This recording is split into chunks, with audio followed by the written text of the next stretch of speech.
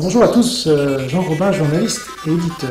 Ceci est la 21e édition du JT Intelligent, le seul JT sans maquillage. Alors aujourd'hui, je vais vous parler de la censure d'un certain nombre de best-sellers américains. Vous savez que je défends la liberté d'expression la plus large possible et que je me situe dans un pays qui se croit démocratique aujourd'hui, alors qu'il est plus proche de la situation d'un pays des démocraties populaires, comme on les appelait, c'est-à-dire qui se pensaient en démocratie, alors qu'elles étaient sous le joug marxiste. Je pense qu'hélas, c'est notre cas, et je vais en apporter une preuve éclatante de plus. Parce qu'une des manières de le savoir, c'est de constater les traductions de livres dans notre pays, dans notre langue, sans lesquelles on ne peut pas prendre connaissance d'un certain nombre de faits, de pensées et d'opinions. Et force est de constater aujourd'hui qu'un certain nombre de livres, bizarrement, qui vont toujours dans le même sens, c'est-à-dire des libéraux conservateurs, des conservateurs identitaires ou des monarchistes royalistes, ne sont pas traduits dans notre pays. Et là, je vais prendre l'exemple des États-Unis parce que c'est un pays dont on nous dit qu'on est abreuvé de propagande ultra-américaine. Vous avez des François Asselineau et autres qui nous disent qu'on est tenu par les Américains via l'Union européenne, d'autres qui nous parlent d'ultralibéralisme, Marine Le Pen, et puis une grande partie de la classe politique française. On serait sous le joug de l'ultralibéralisme américain. Bon, alors là, je vais vous démontrer qu'il n'en est rien, et plutôt que de vous donner mon opinion, je vais vous donner des faits. Alors, on va commencer justement par cette Bible du libéralisme américain, qui est Atlas Shrugged, en français La Grève. Voilà, je ne sais pas si on le voit bien, donc c'est très volumineux, là on ne le voit pas forcément, mais il y a plus de 1100 pages, 1165 pages dans cette édition, alors qui est parue en septembre 2011 en France. Alors vous pourrez vous dire, très bien, sauf que l'édition originale américaine est parue en 1957. Voilà. Alors faites le calcul et constatez que ce livre, alors j'ai oublié de vous dire, là je parle de best-seller américain, et là s'il y a bien un best-seller dont on peut parler, c'est celui-là, puisqu'il s'est vendu à plus de 10 millions d'exemplaires dans le monde. Je crois qu'il s'en vend encore des centaines de milliers par an aux États-Unis depuis que Barack Obama est arrivé à la Maison-Blanche, puisque pas vraiment libéral. Et donc tout ce qu'avait prévu cet auteur Ayn Rand, donc du courant objectiviste, n'a jamais été connu des Français pendant toutes ces années, et c'est parce que les belles lettres avec Alain Laurent ont pu le faire traduire en français que le public français y a eu droit, mais dans les médias il y a eu très peu de mentions, alors qu'il s'agit d'un événement littéraire, évidemment, puisqu'après plus de 50 ans de censure, là on ne peut pas parler d'autre chose, ce livre paraît en France bien après des dizaines d'autres pays. Alors on se demande bien pourquoi ces autres pays ont pu avoir bénéficié de la traduction dans leur langue, mais en France non. Alors le pays soi-disant ultra-libéral, la Bible des libéraux, et vous pouvez en parler avec n'importe quel libéral, il vous parlera de la grève Atlas Shrugged, donc, comme étant une des principales... c'est un roman, donc c'est plus ou moins long, ça dépend, mais ça reste la Bible des libéraux. Et d'ailleurs, c'est le deuxième livre le plus influent aux États-Unis après la Bible. Donc on peut d'autant plus parler de la Bible des libéraux. Eh bien non. En France, blackout total. Donc ça, il faudra qu'on m'explique les anti-libéraux primaires. Là, ils ont la preuve du contraire, qu'en France, on n'est pas dans un pays libéral.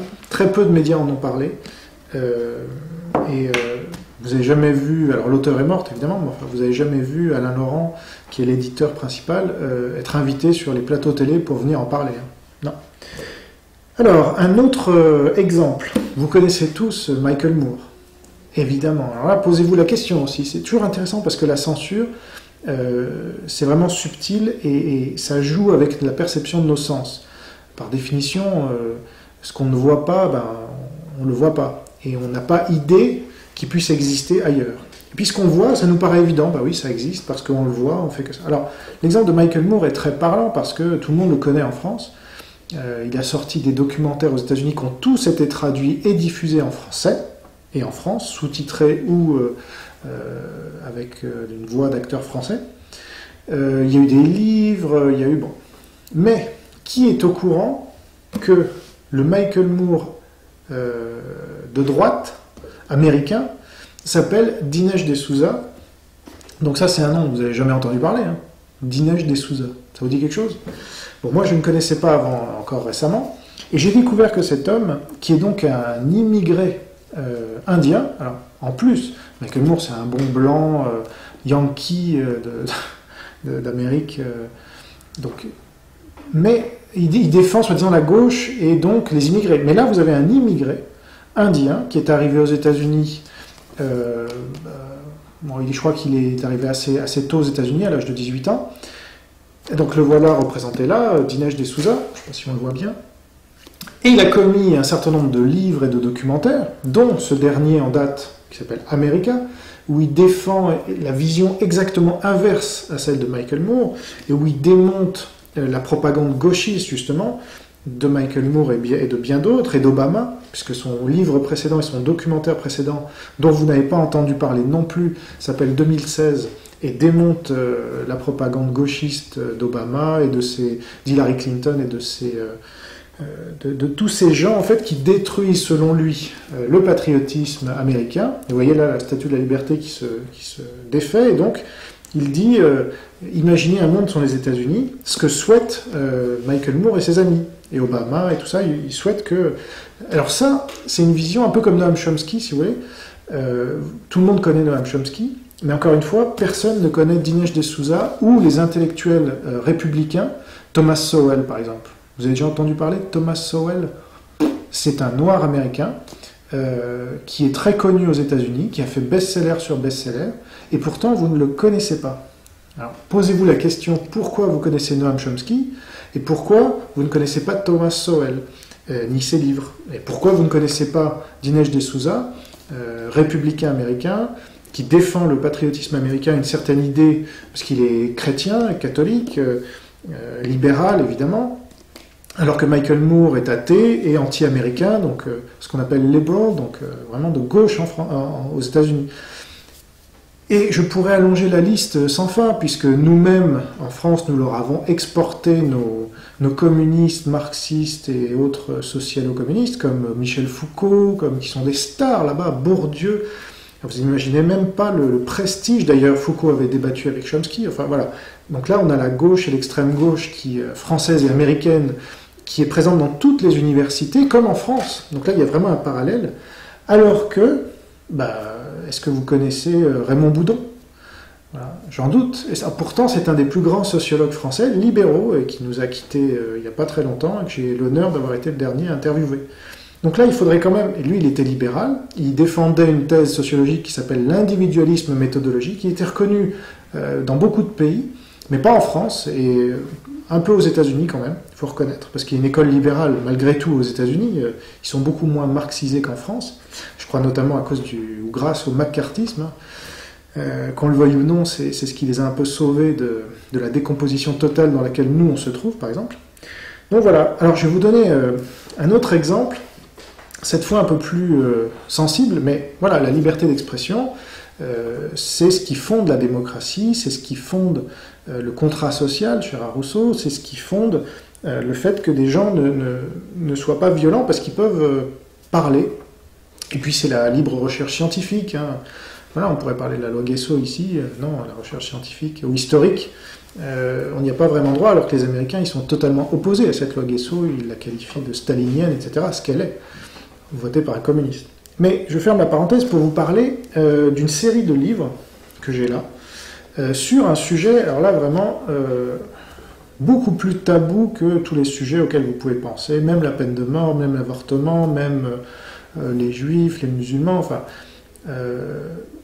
beaucoup plus tabou que tout ça, et dont, par définition, on ne parle jamais ici. Et pourtant, aux États-Unis, qui est un pays libre encore, puisqu'ils ont le premier amendement à la Constitution, le premier amendement, pour une liberté d'expression la plus large possible, ils débattent dans l'espace public, hein, c'est pas dans des petits cénacles comme les révisionnistes ici pourraient se cacher en disant voilà, si on commence à parler, vous avez l'État qui va vous tomber dessus. Non, non, c'est tout à fait officiel. Alors je ne vous dis pas que ça se passe toujours bien, parce que Il y a des marxistes là-bas qui sont très violents et qui empêchent tout débat sur ce genre de questions.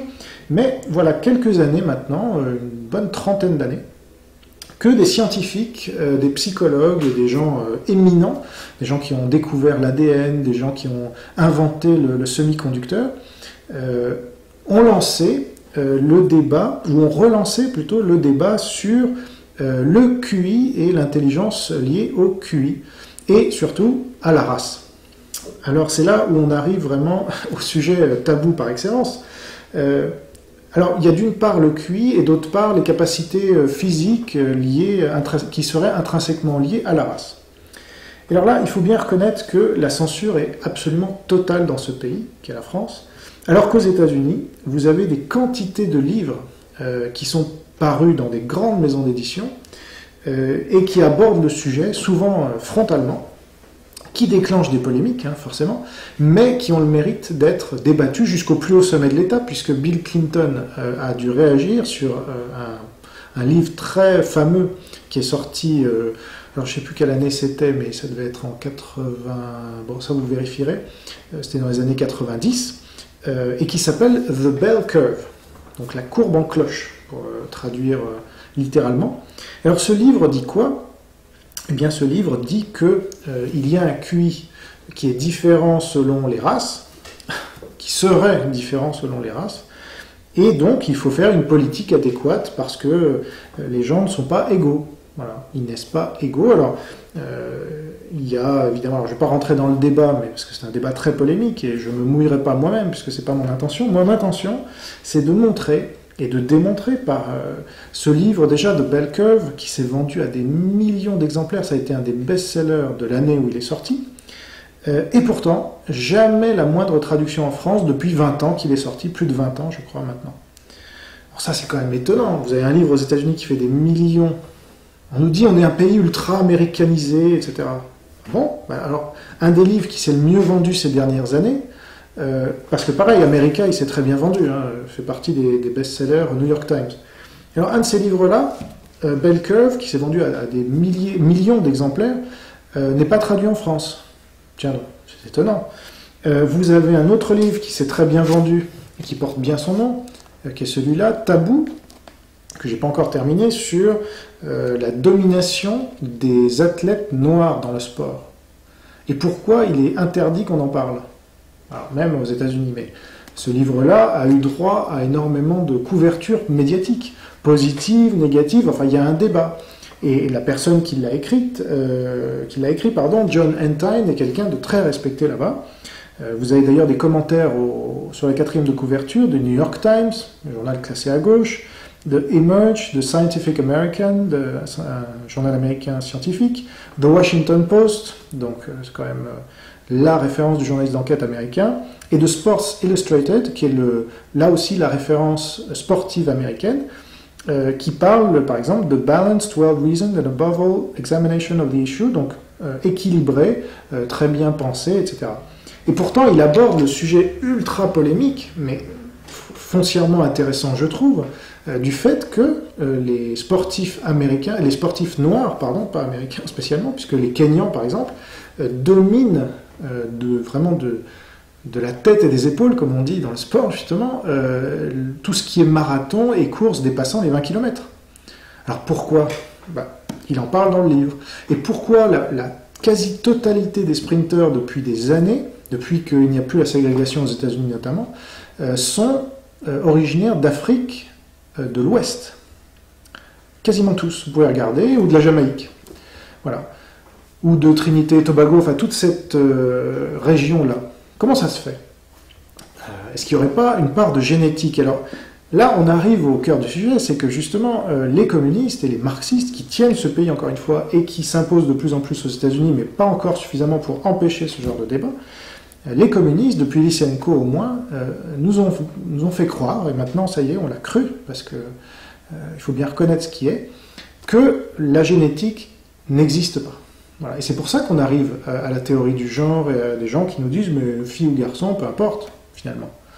Tout est environnement, tout dépend de ce que vous leur donnez pour jouer, les poupées ou les camionneurs, et ensuite ça va déterminer leur sexe, ce qui est ridicule.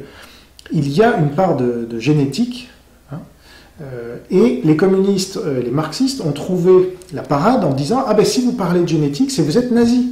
Parce que les nazis parlaient de génétique. Ah oui, c'est-à-dire que les deux totalitarismes, c'était dans un cas, les communistes, la génétique n'existe pas, et dans un cas, les nazis, tout est génétique.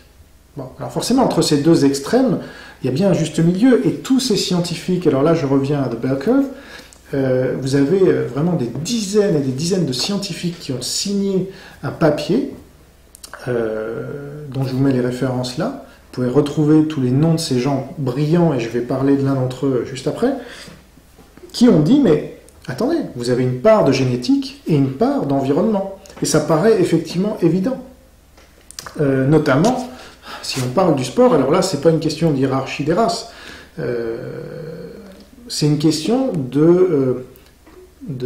alors je pèse mes mots, parce que vous voyez, je veux pas tomber sous le coup de la loi, mais le fait est que la plupart, par exemple, encore un exemple, de ceux qui gagnent les 1500 mètres jusqu'à 10 000 mètres, sont des Arabes, ou d'origine arabe, ou kabyle, ou etc. C'est intéressant. Comment ça se fait? Il y a quand même, dans le sport, justement, ce qu'il démontre très bien dans ce livre, c'est que ça permet, notamment dans le sprint, ça se joue à quelques dixièmes de seconde. Et comment ça se fait que vous trouvez aucun blanc en dessous des 9,90, je crois, parce qu'il y a Christophe Lemaître qui est là, tout seul, depuis 50 ans, c'est quasiment le seul blanc. Sinon, tous les autres étaient non seulement noirs, mais d'Afrique de l'Ouest. Donc c'est très régionalisé, c'est même pas une question de... Alors, voilà les questions passionnantes, scientifiques, qui nous sont interdites aujourd'hui par ce lobby marxiste, qui nous a mis dans la tête que dès qu'on ouvrirait ce genre de débat, c'est qu'on serait nazi. Parce qu'on voudrait forcément hiérarchiser les races, parce que, effectivement, les études de QI qui ont été menées placent les juifs ashkénazes tout en haut, en moyenne, hein, il ne s'agit pas tel juif ashkénaze, donc non, c'est un groupe, donc il y a une courbe de Gauss, de Bell Curve, courbe en cloche, qui, en moyenne, est plus élevée pour les juifs ashkénazes, ensuite les asiatiques, ensuite, je crois, les blancs, ensuite, mais tout ça se croise quand même. Vous avez, bon, je continue, ensuite les arabes et ensuite les noirs.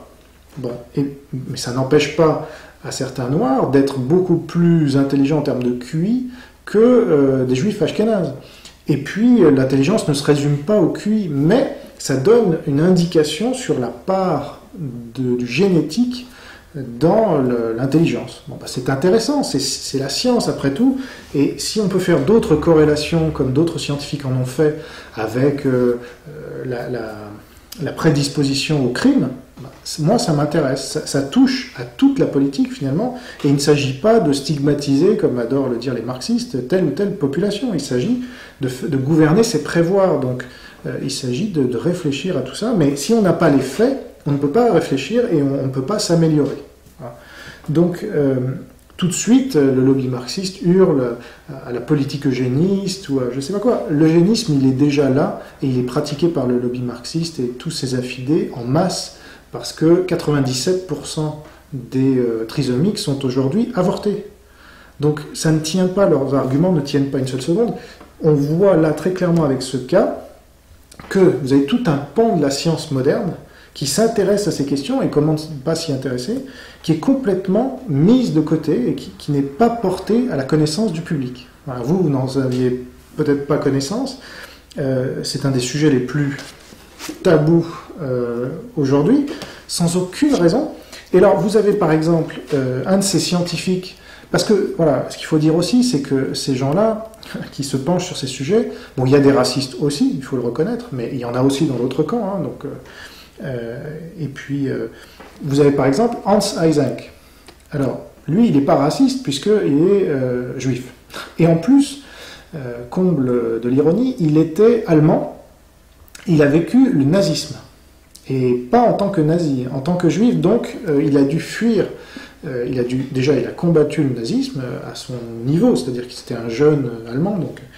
Il a dû partir avec sa famille, je crois pour les États-Unis, je n'ai pas fini sa biographie, qui est assez dense, mais justement, cette biographie, elle n'a jamais été traduite en France, évidemment, alors qu'elle est parue en 97. Hans Eysenck, c'est un des psychologues les plus cités au monde, les plus cités au monde. Il a fait beaucoup d'études sur la cigarette, dont il démontre qu'elle ne tue pas, mais qu'elle crée simplement un décès prématuré, ce qui ne permet pas d'affirmer dans quelle mesure elle tue. Enfin, plein d'idées comme ça reçues qu'il va démonter vraiment à coup de butoir scientifique, vraiment factuel, et ce qui est passionnant. Mais le sujet qu'il a fait exclure de beaucoup de cénacles, et donc qui interdit à n'importe quel éditeur français de publier sa biographie, et lui, vous ne l'avez certainement jamais entendu parler, de Hans Isaac, alors que c'est un des plus grands psychologues qu'on ait eu dans l'histoire récente, en tout cas du XXe siècle et du XXIe siècle. Enfin, il est mort au XXe siècle.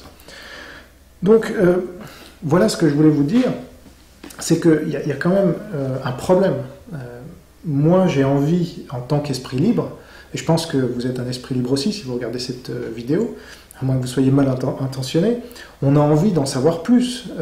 On a envie de savoir si la science va nous permettre de comprendre. C'est ça le but de la science, c'est de nous comprendre.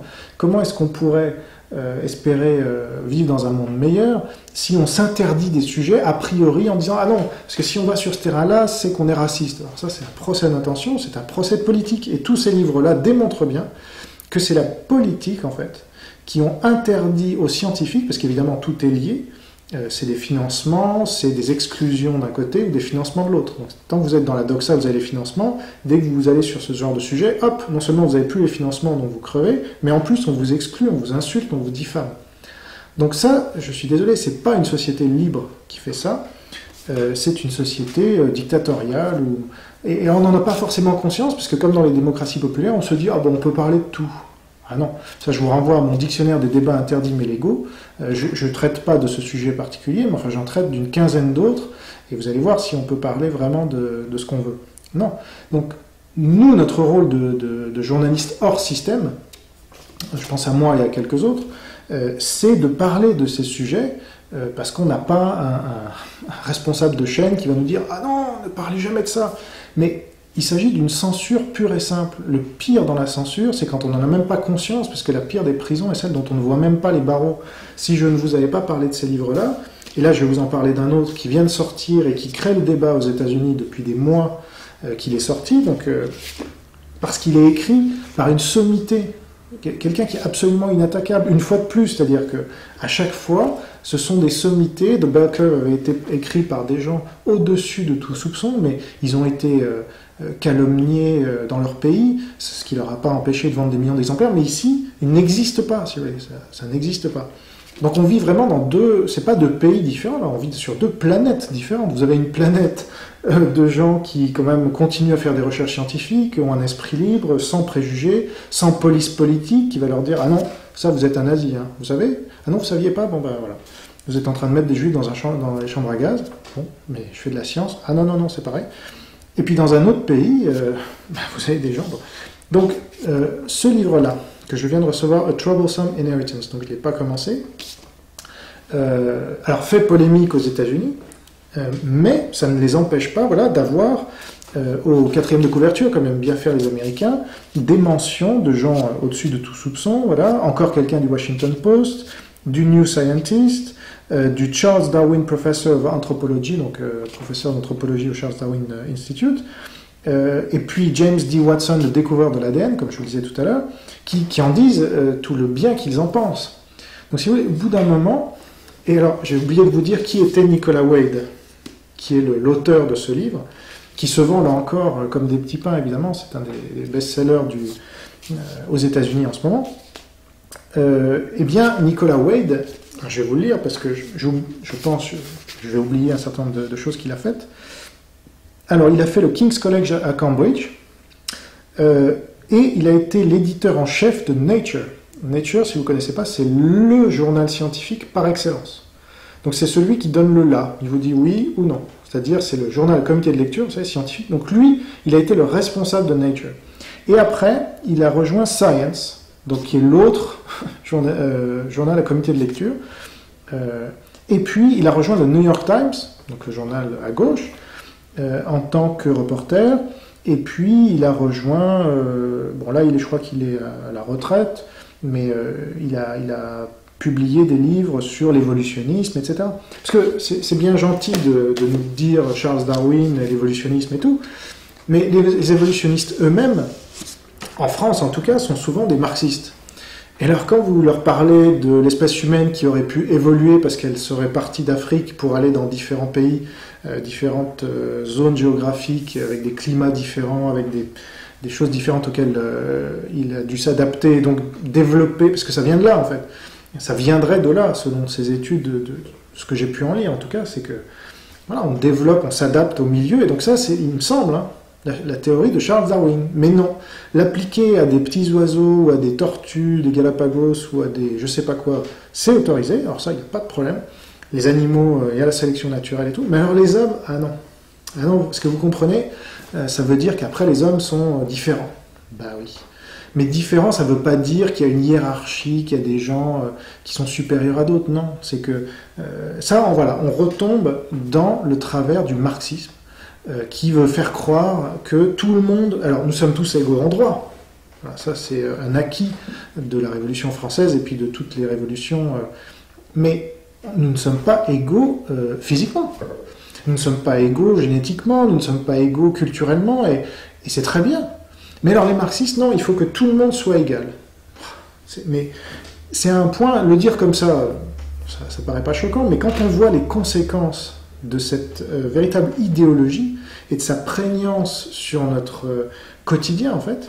Alors je dis pas que je vis mal parce que, ou que vous vivez mal parce que vous n'avez pas accès à ce genre de livre, mais voilà quelques exemples quand même. Je me suis un peu attardé sur le dernier exemple, mais je vous ai quand même parlé du libéralisme. Hein. Bon, vous avez des pavés comme ça, ou sur la vision républicaine, donc de droite américaine. Là, vous avez un certain nombre d'exemples quand même que, d'une, nous sommes dominés par ce lobby marxiste à tous les niveaux, y compris et surtout dans nos têtes, parce que c'est ça qui tienne en fait, à force de répéter leurs messages par les médias, par l'université, par l'éducation nationale, par l'environnement familial, etc., on en arrive à vivre dans ce monde où moi, vous allez voir, dès que si cette vidéo commence à circuler, on va parler de Jean Robin, le raciste, le fasciste, le nazi. Mais est-ce que c'est ça qu'on veut pour notre civilisation? Est-ce qu'on veut la vérité ou est-ce qu'on veut juste un magma qui a échoué partout, qui a rendu tout le monde, les gens pauvres? C'est ça le marxisme. Donc il faudrait un peu ouvrir les yeux. Et moi, ces gens-là qui écrivent sur ces sujets, moi je les trouve plutôt courageux, parce qu'ils savent qu'en face, et alors ce qui est intéressant, et j'ai oublié de vous le dire, Hans Eysenck, par exemple, qui avait lutté contre le nazisme étant jeune, il a déclaré que avec ces gauchistes, parce qu'à chaque fois c'est les gauchistes, les marxistes, etc., qui le censuraient, demandaient son exclusion de l'université, parce que c'est ça leur méthode. Ils demandent l'exclusion. Ils ne demandent pas le débat, ils demandent pas... ils tombent même pas sous le coup de la loi, leurs travaux scientifiques. Non, c'est la morale marxiste qui justifie qu'on soit haineux, mais une haine, évidemment, qui n'a rien à voir avec le nazisme. Ah non, certainement pas, parce qu'elle est de gauche, vous voyez. Je suis désolé, la haine, c'est la haine. Donc quand on en vient à violenter des gens, à leur lancer des projectiles, à demander la censure de leurs cours, de leurs paroles en général, en quoi est-ce qu'on n'est pas dans un régime fasciste à ce moment-là? Vous pouvez m'expliquer? Donc, Eysenck, c'est ce qu'il disait. Il disait, moi, j'ai lutté contre le nazisme quand j'étais jeune et quand j'étais vieux. Sauf qu'il avait changé de forme. Voilà. Alors, c'est intéressant quand même, ça laisse à réfléchir, parce que, évidemment, on peut imaginer que ces gens qui se disent pour le bien, pour la science, etc., tout le monde est toujours honnête pour le bien et contre le mal, évidemment. Mais quand on regarde les faits, il y a des gens qui sont pour la censure, pour la violence, pour la haine, pour la calomnie, etc. Puis vous avez d'autres gens qui défendent des principes qui sont la science, la démocratie, la liberté d'expression, y compris de gens qui ne sont pas d'accord avec nous, parce que moi je ne suis pas d'accord avec tout ce qui est dit là, loin de là. Et d'ailleurs, je n'ai pas lu tous les livres, mais ce qui profondément, c'est que dans un pays comme la France, qui se croit libre, on soit interdit, nous Français, de ces publications-là. Voilà. Mais totalement. Et donc, c'est de ça dont je voulais vous parler aujourd'hui, dans ce JT intelligent, justement, qui j'espère porte bien son nom. J'aurais pu parler d'autres livres, mais dont la censure a été moins flagrante, comme par exemple Le mystère du capital de Hernando de Soto. J'avais milité pour... j'avais agi, disons, œuvré pour sa publication en France, mais finalement il a été publié chez Flammarion au bout de 5 ans quand même, parce que c'est un livre fondamental qui démontre que le capitalisme permet de sortir les pays pauvres de la pauvreté, sans passer par l'assistance internationale qui ne sert absolument à rien. Bon, donc heureusement certains livres passent entre les gouttes, mais au bout de 5 ans, au bout puis c'est des concours de circonstances. Là, je vous ai donné un certain nombre d'exemples, alors je regarde si j'en ai pas oublié.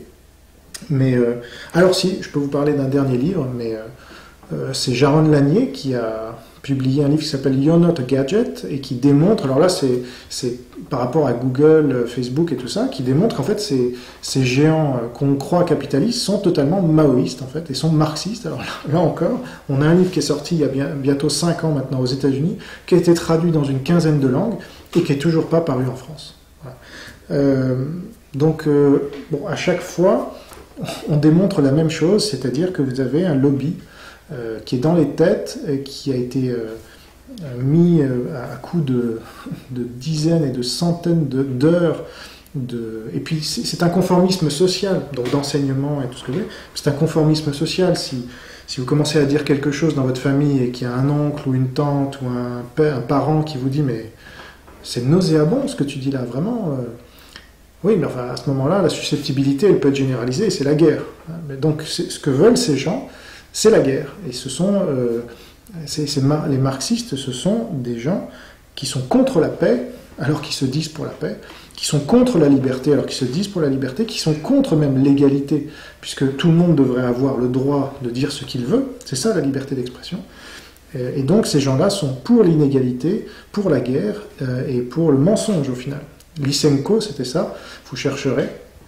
Lysenko voulait faire croire que, c'est un scientifique soviétique qui voulait faire croire que l'hérédité et la génétique n'est absolument pour rien, ne compte pas, ça n'existe pas. Voilà. Tout est environnement. Et l'homme nouveau, c'était la fameuse expression, c'est la même expression qu'on emploie aujourd'hui pour la théorie du genre et faire croire que petite fille, petit garçon, après tout, peut changer de sexe. Et puis c'est un déterminisme. Alors là, il renverse le truc en disant que c'est un déterminisme dans un sens ou dans un autre. Mais non. Vous avez pu faire l'expérience vous-même que la génétique a un rôle dans notre vie. On naît avec 2 bras, 2 jambes. Enfin, c'est des évidences comme ça que les marxistes veulent nous faire oublier en faisant croire qu'on ne serait que le fruit de l'environnement et que notre éducation ferait qu'on aurait 2 jambes et pas 3. Enfin, des débilités pareilles, quoi. Si on pousse leur raisonnement, évidemment, parce que ça, ils ne vont pas vous le dire comme ça. Ils jouent sur des apparences, sur des impressions, mais sans jamais la science, puisque la science démontre le contraire de leur idéologie. Donc c'est pour ça qu'ils luttent si activement contre la science, contre la recherche de la vérité, et c'est pour ça, je pense, qu'il faut les combattre, mais vraiment de façon déterminée, sinon on ne peut plus parler de rien, et on verra les réactions à cette vidéo, elles risquent d'être importantes, ou pas, si la censure est vraiment totale. Alors, moi je parlerai dans le désert à ce moment-là, mais tant pis, j'aurais fait mon œuvre, et puis on verra bien ce qui se passe. En tout cas, je vous remercie d'avoir suivi ce JT Intelligent numéro 21, et je vous donne rendez-vous dans une semaine pour le prochain. Au revoir.